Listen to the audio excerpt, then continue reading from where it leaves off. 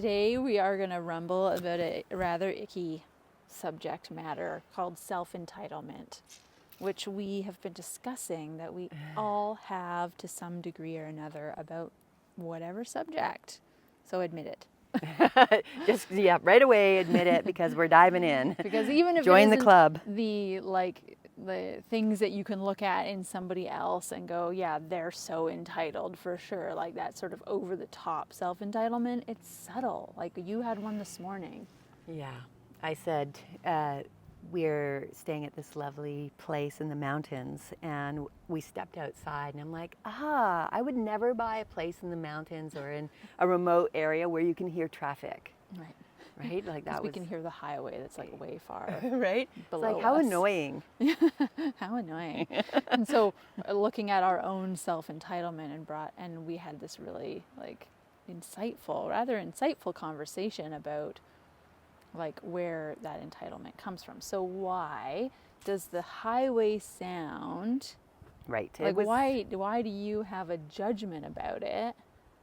It was such a great conversation because we actually dove into it, and I'm like, I don't understand what you mean. I just don't like noise. Like I had all the arguments. Right. All the like what anyone can say about the thing they're Right. entitled about. You're like, no, my peace, and I don't like noise, and I have a sensitivity to noise. Yeah, it all makes sense.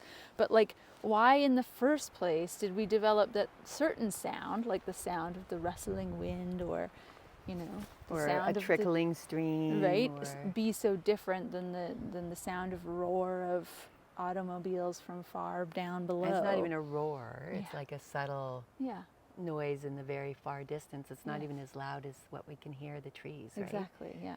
And yeah, it has nothing to do with its volume. It has to do with the judgment of the subject matter. totally. And so what's right? underneath that judgment? What did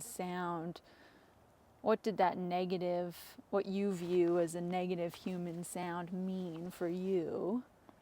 Yeah, it's Once really upon a time ago? hard. Because it always has to come down to fear. It either does. If you were coming from a loving, wide open, aligned with And I the want to universe. argue with you about that so bad. I'm like, I'm not afraid. It's nothing. I'm not afraid. Like, I just so want to argue with you. Right. And yet, it's not until I actually sit with it and have to go back. I have to go back and back and back. Like, when was the first time sound became annoying to me?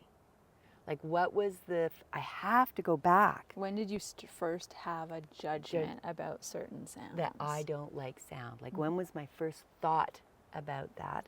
And when I think about it, when I sit back and I reflect, like, okay, Jill, sound of traffic, sound of sound. What was it? And then I was like, a little girl, and my parents are arguing, or I can hear my dad pulling into the driveway, and not certain whether they're going to argue tonight or not argue tonight. So the sound of that humans make on this planet Earth meant that I'm not sure I'm going to be safe.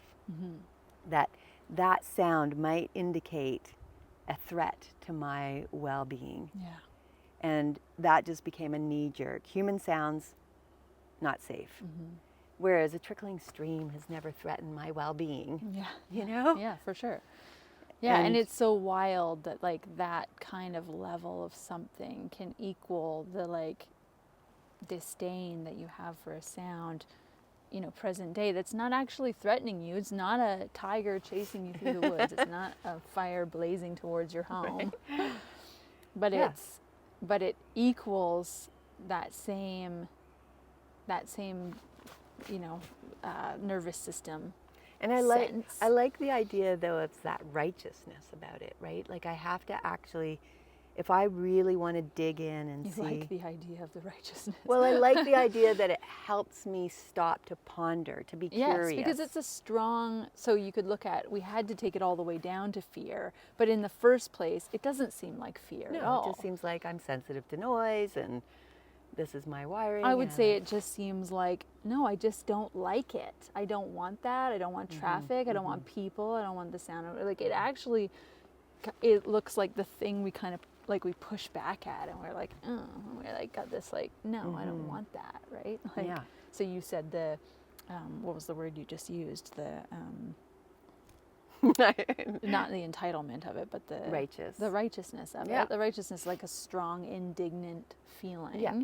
Like it's bad. towards something, It's invading my right? serenity. We should have less of that. Yeah.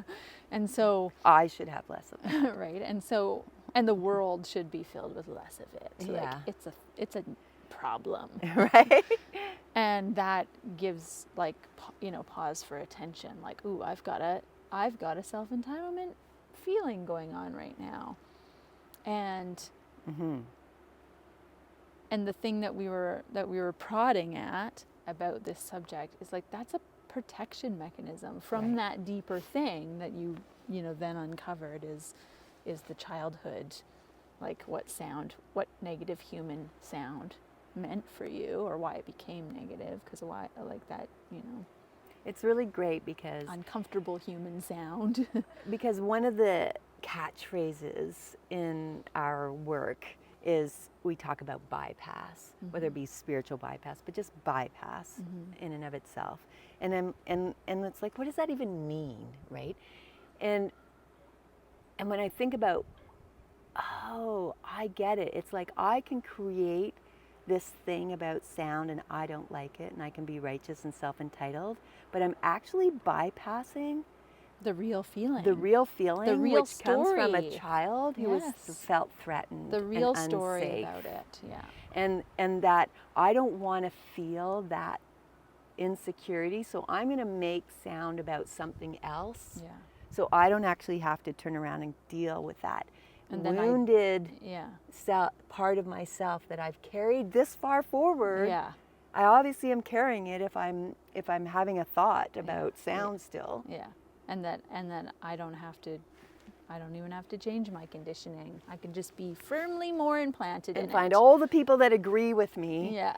Right? And then I can be righteous in it. Right? Or fight about it if I want to. Right? And we need a wall to block that sound. Like, and make it all about something else, when in reality, if I let my own righteousness, my own self-indignation be a little flag of going, woohoo, there's something deeper going on here. Yeah, and don't skip over it. Don't bypass it. Get Don't the skip opportunity over it.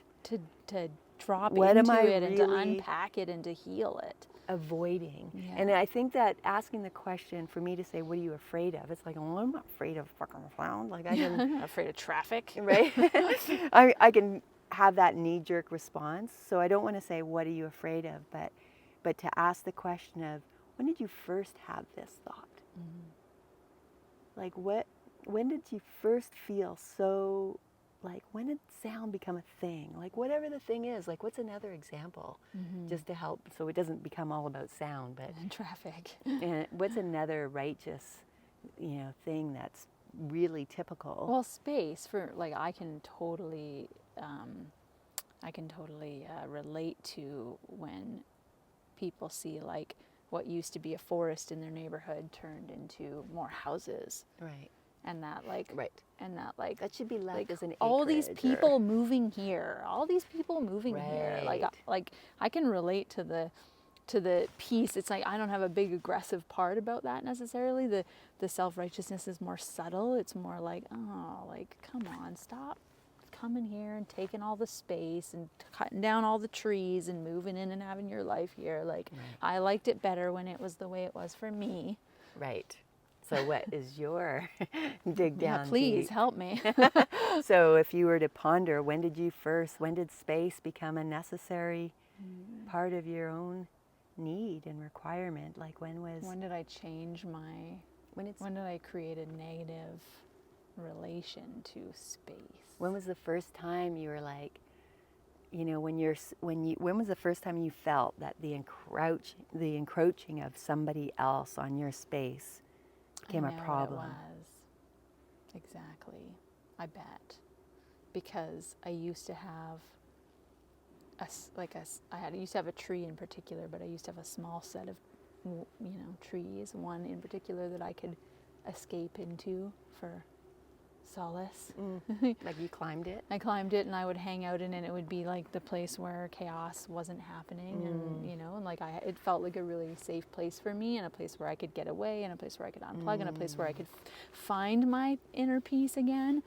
And I remember when that little, it was just such a tiny little patch, was cut down. And like the trees were pulled out, like we're removing these trees, and there's going to be a little shed here. Like it was something silly like that. Like it wasn't even substantial. It wasn't about people moving in or whatever. It was like, this is going to be used for our purposes and not yours anymore. And so nature was your place where you escaped chaos. So the more nature that's taken away, the less opportune you have to connect. Then I might find that I don't have places to find my peace and sanctuary and So safety and solace, right? Yeah, and so because it's never about the people moving in, and it's not about the usage, you know, of like mine versus theirs, but it is about the usage of like I'm going to use this space for my purposes to store my shit. Right. And that's more important than your purposes, which is to find your safety and your peace and your... Right, so the taking away, so nature played a really important role of you getting away from chaos and finding peace, and it was your place. So it's so fascinating to me that it actually takes a journey, like you have to stop and ask the question of, when was the first time? Because otherwise you could just stay at the surface of like, no, but I like nature. Nature's more important. Nature's important. Like, we got to stop cutting down trees. It's interesting. And it's not just that. I'm taking a class and she talks about our shadow work. And I'm like, shadow work is the same as that bypass word, right? Like, what does that mean? Oh, you need to do shadow work. Like people say it, right?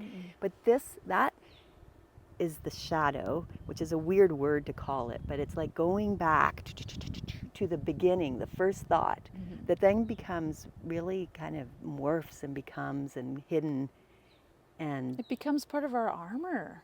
Our protection. It is part of our protection to save and that little that person. Separates us from everything else even more so. Yeah. And actually doesn't help. It protected us back then when we were little, but it no longer serves us, right? For me to be walking around going, you know, and being indignant about whatever it is that I'm trying to create. That doesn't help make the world a better place for me or for everybody. And so then as I go back and I uncover that, I can then start to make peace with these other things and go, actually, that road needs to be there. Like, you know, if I want to go get my groceries, it's the road that takes me to the grocery store. Or whatever, right? Yeah, whatever. Just heal it. Come to peace with, like, find your peace that comes from somewhere else. It comes from inside. It doesn't come from a tree, and it doesn't come from a running lack away from of road. sound. Right? Yeah. Fascinating. So the invitation is to look at where you're what are you self-entitled. Self-entitlements, like notice the subtleties of them, right? Those little indignations about and what's really going on. What's really way going back on. behind them. Yeah, there are obvious ones, like there are ones that are when we're pointing at a neighbor, they shouldn't be that way. Like they should be better parents, they should be better neighbors, they should be... It's all over the place. We could probably stand in this woods and talk all day about little self-entitled places and big ones. And there's ones that are harder. Yeah. So that's the invitation, hey? Let's dig deep and heal these old untruths. So we can have a different experience. And have a new experience.